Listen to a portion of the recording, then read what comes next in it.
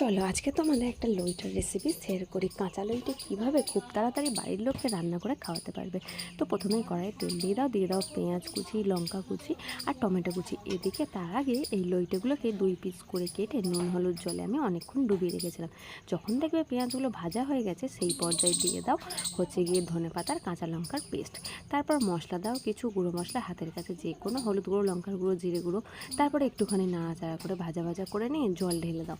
তাহলে কিন্তু অর্ধেক রান্না আমাদের হয়ে গেছে। মশলাটাকে একটুখানি ফুটিয়ে নিয়ে ওপর থেকে কাঁচা লইটেগুলোকে ঠিক এইভাবে ছেড়ে দাও।